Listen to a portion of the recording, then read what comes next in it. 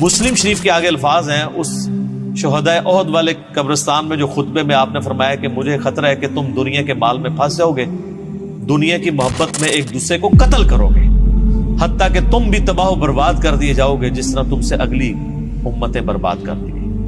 اور وہی ہوا ہے، آپ دیکھ 30 سال ہی سکون سے گزرے ہیں، وہ بھی بمشکل، اور اس کے بعد کیا ہوا ہے امت کے ساتھ؟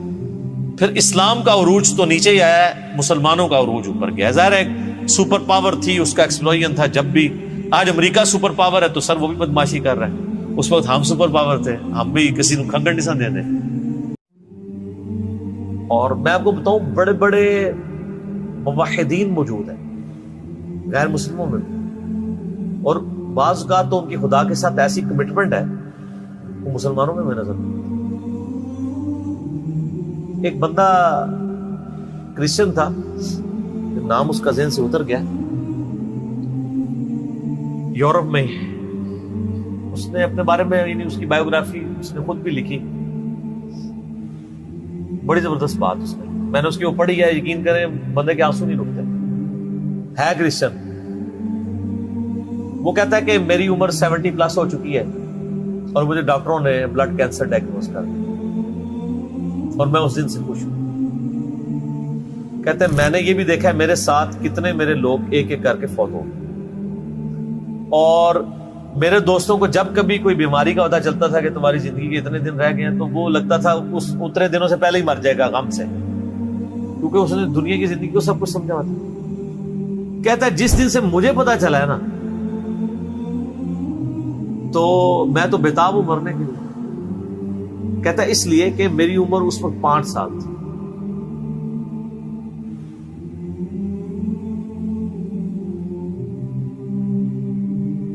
جب میں نے پہلی دفعہ یہ چیز سنی تھی کہ مجھے کسی نے پیدا کیا، اور اس گارڈ کی ڈیمانڈ ہے کہ میں ہفتے میں ایک دن سنڈے کا دن اس کو دوں، اور کہتا ہے آج میری عمر 70 سال ہو چکی ہے، میری زندگی میں کوئی ایک سنڈے بھی ایسا نہیں آیا میں نے دنیا جان کی اپنی روٹینیں چھوڑ کے سنڈے کے دن میں نے پورا دن گاڈ کو دیا، اللہ کے، میں نے کبھی اس پہ کمپرومائز نہیں کیا، بڑے سے بڑے معاملات بھی۔ تو کہتا ہے مجھے امید ہے کہ جس گاڈ کے لیے میں نے اتنی کمٹمنٹ کے ساتھ زندگی گزاری ہے اور میں نے اس کے اوپر کسی کو کمپرومائز نہیں کیا، وہ مجھے رسوا نہیں کرے گا۔ تو کیا ہمارے مسلمان بھی یہ دعویٰ کر سکتے ہیں؟ کتنے مسلمان جو کہ جی ہم نے جب سے سنا ہے کہ 5 وقت کی نمازیں ضروری ہیں، میری زندگی کی ابھی نماز نہیں کچھ۔ ایسے لوگ جو خدا کے ساتھ کمٹمنٹ رکھنے والے لوگ ہیں، ان کو گیون سرکمسٹانسز میں جتنا اللہ کا تعارف ہوا، نبی علیہ السلام کا پیغام بھی پہنچا تو ٹیمپرڈ فارم میں، وہ اللہ تعالیٰ اس کا معاملہ کرے گا، اور اللہ تعالیٰ کے اوپر کسی کی دھونس نہیں ہے، یہ ذہن میں رکھیے۔ بخاری اور مسلم دونوں میں حدیث ہے، نبی علیہ السلام فرماتے ہیں اگلے زمانوں میں ایک شخص تھا جس کی موت کا وقت قریب آیا تو اس نے اپنی اولاد کو جمع کیا کہ میں تمہارا کیسا باپ تھا؟ ان کا بڑے اچھے باپ تھے۔ انہوں نے کہا اگر تم مجھے اچھا سمجھتے ہو تو میری ایک وصیت ہے، جب میں مر جاؤں میری لاش کے ٹکڑے ٹکڑے کر کے اس کو آگ لگانا اور اس کی راکھ کو ہواؤں میں اور پانیوں میں اور کھیتوں میں بکھیر دینا۔ لئن قدر اللہ علیہ، اگر اللہ تعالیٰ نے مجھ پہ قدرت پال تو مجھے ایسا عذاب دے گا کہ کسی کو نہیں دیا ہوگا۔ یعنی وہ سمجھتا تھا میں خدا کے لیے وہ کمٹمنٹ کی زندگی نہیں گزار سکتا۔ یہ حدیث بخاری مسلم دونوں میں ہے، مشکات میں دوسری جلد میں اللہ کی رحمت کے بیان میں آپ کو ملے۔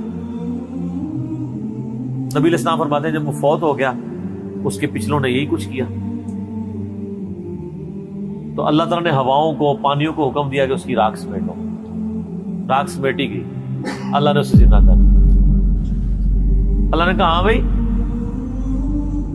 جس چیز سے بھاگ رہا تھا وہی چیز سامنے آ گئی، یہ تو نے کیوں کیا؟ تم نے کہا یا اللہ میں تجھ سے بڑا ڈرتا تھا، میں اس طرح کی زندگی نہیں گزار سکا۔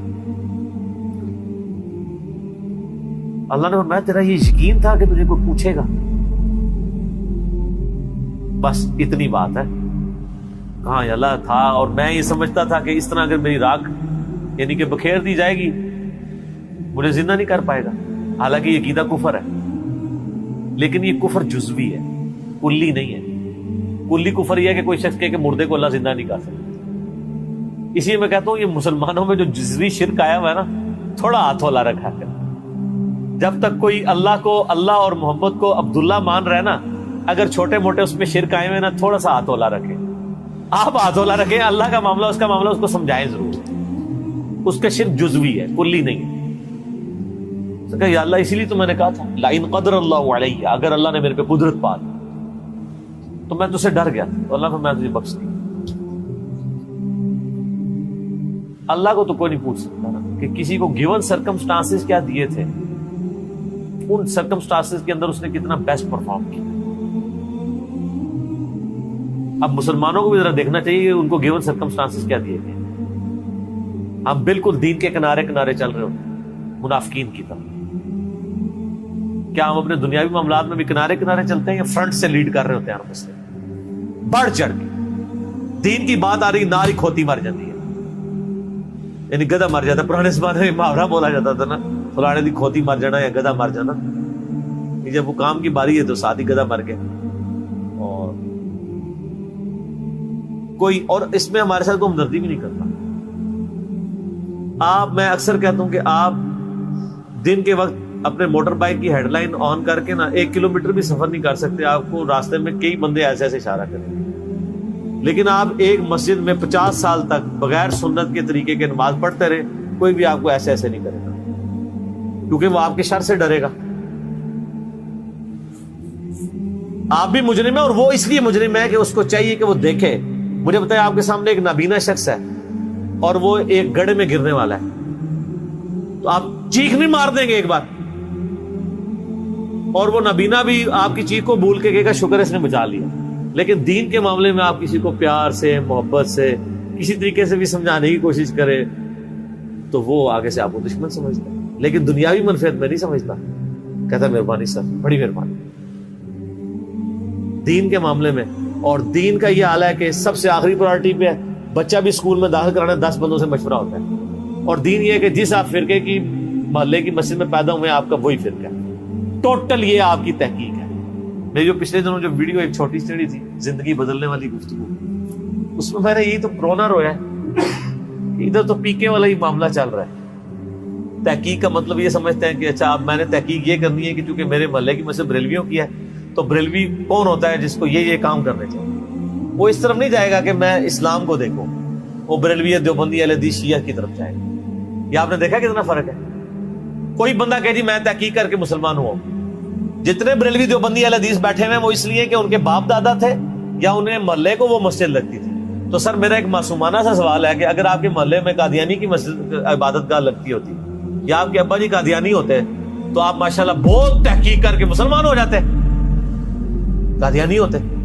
اور دوسری طرف حال یہ ہے کہ جاہل سے جاہل آدمی بھی میرا جیسا کپڑا خریدنے جائے نا، کپڑے کو ایسے کر کے ضرور دیکھتا ہے، لیکن دین کے کسی عمل کو ایسے کر کے نہیں کوئی دیکھتا کہ یار نماز، یعنی ہر ایک کو نہیں پتا کہ کوئی اس طرح نماز پڑھے کو میں چیک ہی کر لوں یا نماز کس طریقے پہ، اور کوئی اتنا لمبا کام بھی نہیں ہے۔ ایک مسئلے کو چیک کریں گے زیادہ زیادہ 1 یا 2 دن لگ جائیں گے، چلو 1 ہفتہ لگ جائے گا۔ سیریسلی اللہ کوشش کریں تو انشاءاللہ اللہ تعالیٰ حق تک پہنچائے گا۔ تو باقی یہ اللہ کے فیصلے۔ سر آخرت کے معاملے میں ڈرتا ہوں، یقین کریں کہ خدا بڑا بے نیاز ہے، ہمیں تو اپنی آخرت کی فکر ہے، سیدھی سی بات ہے۔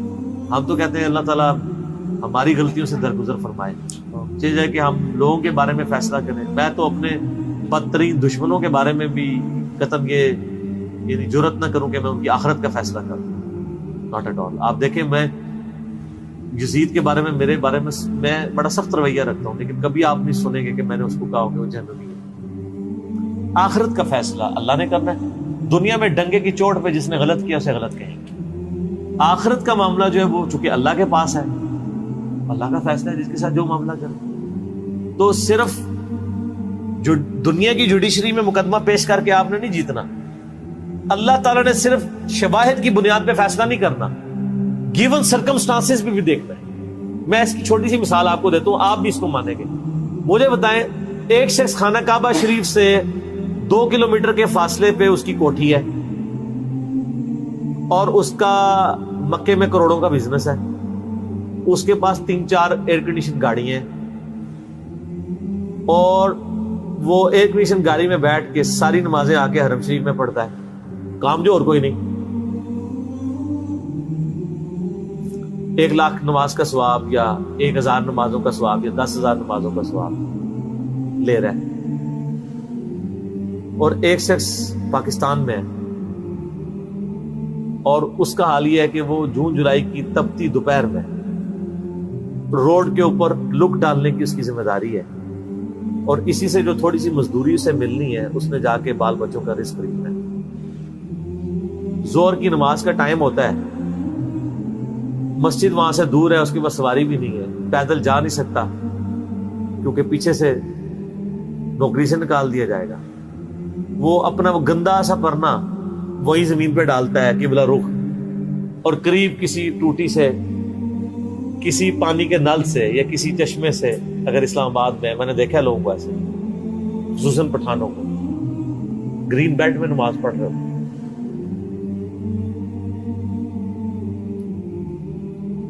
اور وہاں پہ بغیر جماعت کی وہ قبلہ رخ کھڑے ہو کے نماز پڑھ لیتے ہیں. آپ یہ کہیں گے کہ اس کو 1 لاکھ ضرب 27 جماعتیں 27 لاکھ نمازوں کا ثواب مل رہا ہے اور اس بیچارے کو 1 نماز کا ثواب مل رہا ہے. میتھمیٹیکلی تو آپ کی ایکویشن ٹھیک ہے، لیکن اللہ نے تو گیون سرکمسٹانسز بھی دیکھنے ہیں. یہی وجہ ہے کہ نیکیاں تولی جائیں گی، گنی نہیں جائیں گی. گننے میں آئے تو سعودیہ والا پار، اور تولنے پہ آئے تو اس کی 1 نماز اس کی 27 لاکھ نمازوں پہ باری ہو جائے گی. جی سر، 1 روپے کے 1000 نوٹ پڑے ہوئے ہوں اور دوسری طرف 5000 کا ایک نوٹ پڑا ہوا ہو تو ورتھ کس کی زیادہ ہے؟ 1 نوٹ کی. یہ 1000 اس کا مقابلہ نہیں کر رہے. کیوں؟ اس کی ورتھ زیادہ ہے. اللہ نے سرکمسٹانسز میں دیکھنا ہے. ایک ملٹی نیشنل میں جاب کرنے والا بندہ ایئر کنڈیشن کمرے سے اٹھ کے اٹیچ باتھ روم میں وضو کر کے بالکل قریبی ایک ایئر کنڈیشن مسجد میں جا کے نماز جماعت سے نہ پڑھے اور اپنے دفتر میں مسلح ڈال کے 2 منٹ میں فارغ ہو جائے، اس کی جماعت معاف ہو جائے گی؟ اس کی تو معاف ہو سکتی ہے جو روڈ کے کنارے یہ کر رہے ہیں، کیونکہ اس بیچارے کے گیون سرکمسٹانسز کی. تو اس لیے سر آخرت کے فیصلے نہ کیا کریں، ڈر جائیں. جتنا آپ کو اللہ کا خوف ہوگا نا، آپ آخرت کے بارے میں ڈریں. حقیقت بات ہے. اور پازیٹیو رہیں. میری وائف کا میرے ساتھ جھگڑا ہی رہتا ہے. میں بہت نیگیٹو چیزیں بھی لوگوں کی آبزرو کر کے نا، جب مجھے بالکل نظر آ رہا ہوتا ہے شواہد کی بنیاد کے اوپر بھی، میں درگزر کرتا ہوں. وہ آج بھی مجھے صبح کہہ رہی تھی کہ ایسے کیوں ہوتا ہے. میں نے کہا غصہ مجھے تم سے زیادہ آتا ہے، میری طبیعت زیادہ تیز ہے. کیا اتنی تیز تو نہیں ہوگی جتنی وائف کی، وہ زیادہ ہی تیز، لیکن میری طبیعت بھی بہت تیز ہے. لیکن میں جب یہ سوچتا ہوں کہ یار اس کو جو اللہ نے حالات و واقعات دیے تھے، اگر مجھے دیے ہوتے شاید میں اس سے بھی برا آدمی ہوتا. تو ہو سکتا ہے یار اس کو حالات ہی ایسے ملے ہوں. ساس بھی کبھی بہو تھی. ایک بہو اپنی ساس کے بارے میں اس وقت بات کر سکتی ہے جب وہ ساس بن کے اچھا پرفارم کرے اور پھر اپنی بایوگرافی لکھے کہ ہاں جی میری ساس تو یہ تھی اور میں یہ آئیڈیل ساس ثابت ہوں. اللہ کے فضل سے میں نے تو آج تک کوئی ایسی ساس نہیں دنیا میں دیکھی. وہ جب بہو ہوتی ہے نا، وہ اسی وقت ہی وہ آئیڈیل ساس کی کوالٹیز بتا رہی ہوتی ہے. جب اس پہ وہ حالات و واقعات آتے ہیں تو وہ اس سے بھی ورس پرفارم کر رہی ہو. اور یہ دیکھا ہے، اسی کو کہا جاتا ہے نا خدا گنجے کو ناخن نہ دے. تو شکر کریں کہ آپ گنجے اور آپ کو ناخن نہیں ملے ہوئے. اگر آپ کو ناخن ملے ہوتے ہیں تو آپ زیادہ اپنا نقصان کر لیں. اس لیے پازیٹیو رکھیں، پازیٹیو ایٹیچیوڈ رکھیں. اس کا فائدہ یہ ہوگا کہ آپ کوڑ کوڑ کے مریں گے، آپ اچھی زندگی گزاریں گے اور آپ کے بارے میں کسی کے بارے میں آپ کے دل میں میل نہیں آئے گی. میرا ادھر جتنا ویڈیوز میں غصہ ہوتا ہے نا، وہ اس لیے نہیں ہوتا کہ میں کسی سے نفرت کر رہا ہوتا ہوں. میں کہہ رہا ہوں اس کی وجہ سے اتنے ہزاروں لوگوں کا بیڑا غرق ہو رہا ہے، تو میں پورے پیشن سے بیان کرتا ہوں. ورنہ جو لوگ جن کے خلاف میں نے کلپ چڑھائے ہیں وہ بھی میرے سامنے آ جائیں، میں ان کے بھی ہاتھ چوم لیتا ہوں. تو منافقت نہیں کر رہا ہوتا ہوں. علمی اختلاف اپنی جگہ ہے اور کسی کی ہیومن ڈگنیٹی میں رسپیکٹ اپنی جگہ. پازیٹیو رہیں، بعض کا اثر کر جاتی ہے. دیکھیں نا اثرات آپ کو نظر آ رہے ہیں، تبدیلی آ نہیں گئی، آ جاتی تبدیلی. ٹھنڈا کر کے کھائیں، ٹھیک ہوگا. اب میرے بھائیوں، اگلی سورت جو ہے وہ میری فیوریٹ 3 سورتوں میں سے ہے قرآن حکیم میں. قیامت مضمر ہے جی صورت کے اندر. اس وقت امت کا سب سے بڑا مسئلہ یہی ہے. تو جامع ترمذی میں حدیث ہے کہ ہر امت کا کوئی نہ کوئی فتنہ ہے اور میری امت کا فتنہ مال ہے. اور بخاری اور مسلم دونوں میں حدیث ہے نبی علیہ السلام نے اپنی وفات سے 1 مہینہ پہلے شہدائے احد کے قبرستان میں جا کے ان کی قبروں کے اوپر جنازہ دوبارہ پڑھا. 8 سال کے بعد 3 ہجری میں غزوہ احد ہوا اور 11 ہجری میں نبی علیہ السلام کی وفات ہوئی. تو آپ نے اپنی وفات سے 1 مہینہ پہلے وہاں پہ خطبہ دیا. میں نے کربلا والے ریسرچ پیپر میں خطبہ ڈالا بھی ہوا ہے. آپ علیہ السلام نے قبرستان میں خطبہ دیا عبرت کے لیے کہ مرنے کے بعد سب نے ادھر ہی آنا ہے. چونکہ آپ بھی دنیا سے جا رہے تھے, آپ کو اللہ نے بتا دیا. اور حدیث کے الفاظ ہیں, عقبہ بن عامر کہتے ہیں کہ میں نے آخری دفعہ رسول اللہ کو ممبر پہ اسی دن دیکھا تھا. اس کے بعد میں نے حضور کو ممبر پہ چڑھے ہوئے نہیں دیکھا. آپ فرمایا لوگوں اللہ تعالیٰ نے مجھے اپنا حوض کوثر یہیں پہ دکھا دیا ہے. اس وقت میرا ممبر میرے حوض کوثر پہ لگا ہے. میں تمہارا پیش رو ہوں, یعنی میں آگے جانے والا ہوں, تم میرے بعد میرے پیچھے آؤ گے. ظاہر ہے نبی علیہ السلام نے ایک دعوت کھڑی کی تھی, اتنی محنت سے اپنی ایک ٹیم تیار کی تھی. اب دنیا تو ظاہر ہر بندے نے چھوڑ کے جانا ہے, تو آپ کو یہ ٹینشن بھی تھی کہ میں جو پیچھے لوگ چھوڑ کے جا رہا ہوں ان کو آخری درجے تک وصیت کر جاؤں کہ میرے بعد تمہیں خطرہ کن کن چیزوں سے. آپ نے فرمایا مجھے اپنے بعد تم سے یہ ڈر نہیں کہ تم دوبارہ سے بت پرستی میں مبتلا ہو جاؤ, شرک کرنے لگ پڑو. یہ تو مجھے کانفیڈنس ہے کہ تم, یعنی اپنے صحابہ کے بارے میں آپ کو ایک گارنٹی تھی, تربیت یافتہ جو لوگ تھے, کہ یہ شرک میں مبتلا نہیں ہوں گے. البتہ مجھے یہ ڈر ہے کہ تم میرے بعد دنیا کے مال میں پھنس جاؤ گے اور دنیا کے خزانے تمہارے لیے کھول دیے جائیں گے. نبی علیہ السلام نے تو اپنی وفات تک فقر ہی دیکھا تھا. بخاری اور مسلم دونوں میں حدیث ہے, ام عائشہ کہتی ہیں کہ نبی علیہ السلام کی وفات تک ہماری یہ حالت تھی. بعض اوقات 1 مہینہ, بعض اوقات 2, بعض اوقات 3 مہینے تک ہمارے گھر میں چولہا نہیں جلتا تھا. کوئی پکانے کے لیے چیز نہیں ہوتی تھی. 2 کالی چیزوں پہ گزارا ہوتا تھا, ایک کھجور اور دوسرا پانی. اور کھجوریں بھی کوئی ٹنو ٹن نہیں, 2 کھجوریں اور ایک میٹھا پانی کا پیالہ صبح کے وقت, اور 2 کھجوریں اور 1 پانی کا پیالہ میٹھا شام کے وقت. کیونکہ میٹھا پانی وہاں پہ ایشو تھا ریگستان میں. آج بھی آپ ذرا ریگستانی علاقوں میں چلے جائیں تو کتنے کلومیٹرز پیدل سفر کر کے, وہاں کی تو زندگی میں ایشو ہی یہی ہے کہ پانی بھر کے لانا ہے 8 کلومیٹر سے, اور آپ نے آٹا جو ہے چکی میں پیس کے بس روٹی پکانی. یہ ٹوٹل لوگوں کی زندگی ہے. یہ جو آپ یاشی ہیں جو نیٹ پہ یوٹیوب پہ بیٹھے رہتے ہیں اور فیس بک پہ, یہ تو وہاں کے مسئلے ہی نہیں ہیں. وہاں کے تو مسئلے ہی کچھ اور ہیں. تو اس زمانے میں نبی علیہ السلام کے مبارک زمانے, اما عائشہ کہتی ہیں کہ یعنی آپ علیہ السلام اور آپ کے گھر والوں کا گزارا کالی چیزوں پہ ہوتا تھا. اب ظاہر نبی علیہ السلام کو ٹینشن تو تھی کہ میرے بعد جب دنیا کے خزانے کھول دیے جائیں گے. تو مسلم شریف کے آگے الفاظ ہیں اس شہدائے احد والے قبرستان میں جو خطبے میں آپ نے فرمایا کہ مجھے خطرہ ہے کہ تم دنیا کے مال میں پھنس جاؤ گے, دنیا کی محبت میں ایک دوسرے کو قتل کرو گے, حتیٰ کہ تم بھی تباہ و برباد کر دیے جاؤ گے جس طرح تم سے اگلی امتیں برباد کر دی گئی. اور وہی ہوا ہے. آپ دیکھ 30 سال ہی سکون سے گزرے ہیں, وہ بھی بمشکل. اور اس کے بعد کیا ہوا ہے امت کے ساتھ؟ پھر اسلام کا عروج تو نیچے ہی آیا ہے, مسلمانوں کا عروج اوپر گیا. ظاہر ہے سپر پاور تھی, اس کا ایکسپلوژن تھا. جب بھی آج امریکہ سپر پاور ہے تو سر وہ بھی بدماشی کر رہا ہے. اس وقت ہم سپر پاور تھے, ہم بھی کسی کو کھنگڑ نہیں سن دیتے. ٹھیک ہے, تو وہ ایک سپر پاور کا ایکسپلوژن تھا. اسلامی حکومتیں نہیں تھی, مسلمان حکومتیں تھیں. کس کی جرت ہے کہ وہ کہہ دے گے جو سلطنت مغلیہ کی حکومت اسلامی حکومت تھی؟ میرا خود تعلق مغلیہ خاندان سے ہے, میں کیسے یہ کہہ دوں؟ اللہ کو جان دے نہیں. مسلمانوں کی حکومتیں تھیں, اسلامی حکومتیں تو کوئی نہیں تھی. نہ سلطنت عثمانیہ جو ہے وہ اسلامی حکومت تھی, مسلمانوں کی حکومت تھی. تو آپ علیہ السلام کو بتا دیا گیا کہ فتنہ مال ہے. یہ سورت اسی فتنے کو ایڈریس کرتی ہے. اور بخاری اور مسلم دونوں میں ایک حدیث موجود ہے متفقن علیہ کہ نبی علیہ السلام نے یہی سورت پوری تلاوت کی. پوری سورت پڑھنے کے بعد کہا کہ آدمی کہتا ہے میرا مال میرا مال میرا مال, یہی کہتے کہتے مر جاتا ہے. حالانکہ تیرا مال تو وہ ہے جو تو نے کھا پی لیا یا پہن کر بوسیدہ کر لیا کپڑے, یا آخرت میں اللہ کے لیے بھیج کے اللہ کی راہ میں خرچ کر کے اپنے لیے سٹور کر لیا، یعنی جو اللہ کی راہ میں خرچ کرتے ہو یہ تمہارا مال ہے، باقی تو تیرے وارثوں کا مال ہے۔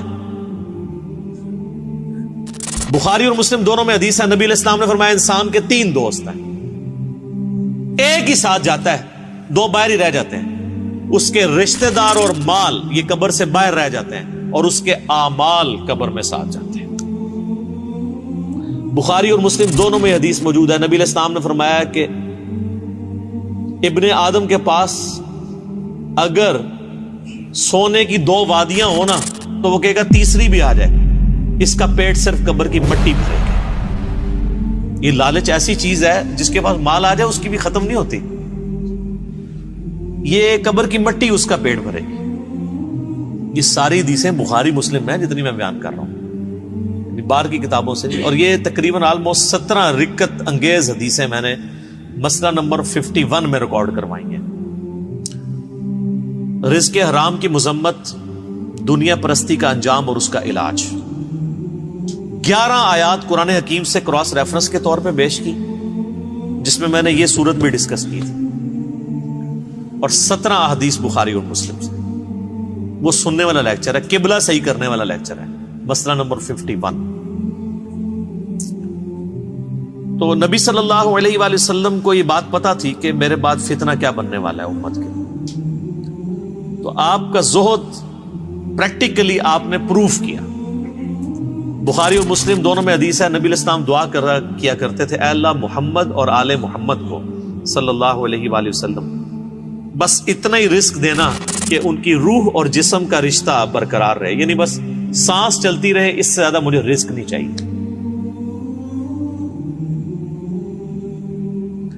سر جن لوگوں نے یہ حدیثیں نبی علیہ السلام سے سنی ہوئی تھی انہوں نے دنیا کو 3 طلاقیں دینی تھی نا، انہوں نے ابو ذر غفاری پھر بننا ہی تھا۔ ابو ذر غفاری کے اوپر میرا کلپ دیکھیں، رات کو میں دوبارہ دیکھ رہا تھا وہ کلپ، آپ کسی اور دنیا میں چلے جائیں گے۔ یوٹیوب پہ جا کے لکھیں سیدنا Abu Zar Ghifari, tragic life story of a true Muslim, کہ انہوں نے کتنی کمٹمنٹ کے ساتھ زہد کی زندگی گزاری ہے۔ ایون صحابہ سے بھی وہ لڑتے تھے اس معاملے میں کہ نبی علیہ السلام کی یہ زندگی نہیں تھی جو تم گزار، اور وہ جو کچھ فورسی کر رہے تھے حضرت عثمان کے دور میں، پھر آپ نے دیکھ لیا کہ پھر اس کا انجام کیا نکلا۔